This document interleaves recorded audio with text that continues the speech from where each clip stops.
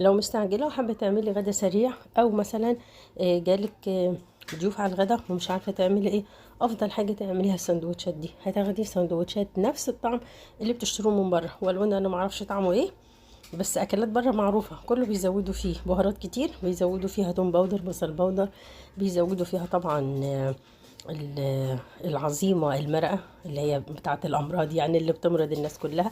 قبل كده قلت عليها المرقه كلها مرض. المرقه بتتعب، بترفع الضغط. مريض الضغط العالي غلط عليه جدا ياكل حتى اكلات السوق بره.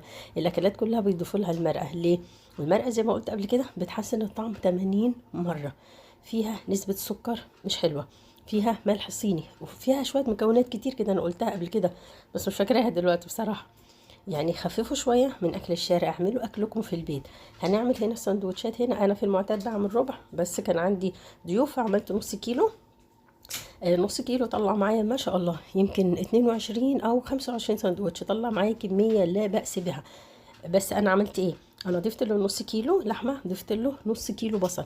اللحمه بلدي، اللي حابب يستعمل لحمه اسمه ايه ده، اللحمه الجملي، اللحمه البرازيلي. ولو ان انا مش بحبذ اللحوم المستورده بصراحه، وان في الاخر بتقلب بامراض مع الناس. في تقرير كمان كان جه في التلفزيون ان الحاجات اللي هي المصنعات، البرجر والسوسيس والهوت دوج ومعرفش السلامي والنقانق معرفش والليله، الحاجات اللي بتجيبوها دي كل ده مصنع من لحم الكلاب والحمير. اكيد سمعتوه، استحاله ما تكونوش سمعتوه، ده كان مغرق السوشيال ميديا، كان نازل على الفيس، اكيد سمعتوه. يلا ما علينا. كده احنا هنجيب دلوقتي الطاسه، هنفرم نص كيلو بصل مع 10 فص ثوم، هننزل بيهم في الوك او في الطاسه. تمام، هندبلهم بس مجرد تتبيل مش اكتر من كده. بعد ما دبلناه هننزل بنص كيلو اللحمه. السمنه هنا على فكره انا ما ضفتش غير معلقتين بس، معلقتين زيت كمان، ما ضفتش سمنه. حابه تضيفي سمنه بس هما معلقتين، لان اللحمه فيها نسبه دهون بسيطه قوي. برضو انا مش من الناس اللي بتحب تكتر الدهون. ليه؟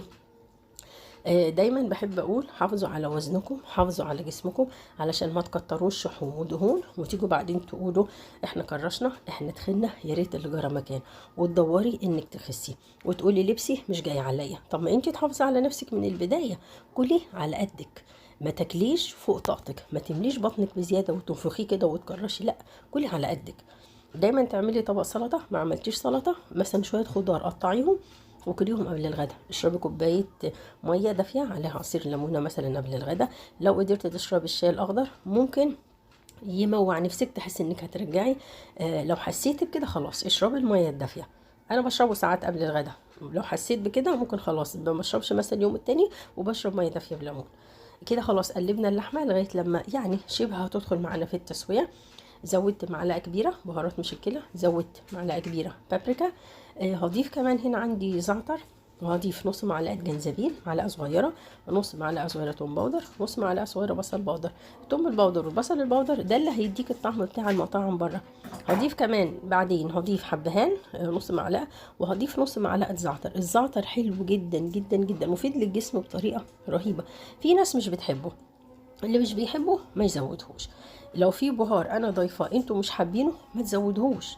وكمان هنا نص معلقه فلفل اسود، والملح طبعا حسب طعم اللحمه، يعني ممكن احط معلقه كبيره، نص معلقه كبيره، حسب هدوق واشوف انا عايزه ملح قد ايه. الملح ده يرجع لكل شخص، في ناس بتحب الحاجه عدمه شويه، ده يرجع لكم انتوا. بس هنقلبهم كلهم مع بعض. بعدين هبقى مجهزه الخضار على جنب، طماطم، فلفل، زيتون. الطماطم هنا ممكن حطي 4 5 طماطميات منزوعين البذور، بس اللحم بس. الفلفل حطي مثلا 4 كبار، 4 حبة فلفل رومي كبير. حطي مثلا فلفلية حمراء، حطي فلفلية صفراء. الأخضر حطي كمية، إن الأخضر رخيص، الأحمر هو اللي غالي. الطماطم حطي زي ما قلت لك برضو. الزيتون زودي زي ما انت حابة، ده شيء يرجع لك. في ناس بتحب كتير، ناس بتحب قليل، علشان ما نزودش الأملاح. برضو الزيتون بتاع بره فيه كمية ملح كبيرة، فمش عايزين نزود أملاح في الجسم علشان ما نعليش النسبة بتاعة اليوريك أسيد في جسمنا. نحاول بقدر الإمكان نحافظ على جسمنا شوية. كده بعد ما خلصت انا التسويه بتاعه اللحمه، ماكسيموم على بعضها مش هتاخد 12 دقيقه، بس هتاخدي شويه مثلا 3 4 دقائق تسيح معاكي الجبنه. بعد لما ضفت الجبنه غطيها بصاج.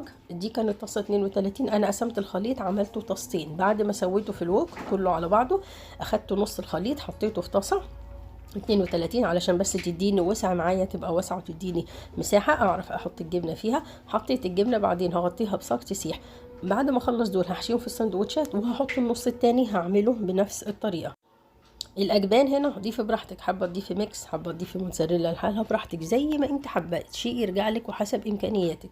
ولكن السندوتش طعمه بيرفكت بصراحه، والله العظيم احلى من بتاع المطاعم وانضف. وحاولوا، نصيحه لوجه الله، ده على كلام الدكاتره مش كلامي، حاولوا تخففوا اللحوم المصنعه بتاعت بره، حاولوا تخففوها لاولادكم، حرام عليكم.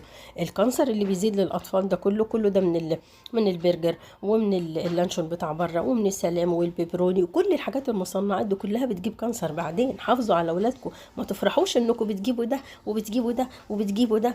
لا والله، ده ما يستدعيش الفرح، بالعكس بالعكس، ده انت تزعلي بعدين على اللي يحصل، حرام والله. انا بقول لكم نصيحه لوجه الله، الحاجات انا مستحيل تدخل بيتي، فانتوا براحتكم. اللي انا بقول لكم الواحد الحاجات اللي بيسمعها واللي بيشوفها في الناس، مفيش حد بياكل الحاجات دي ما بيمرضش، علشان تبقوا عارفين.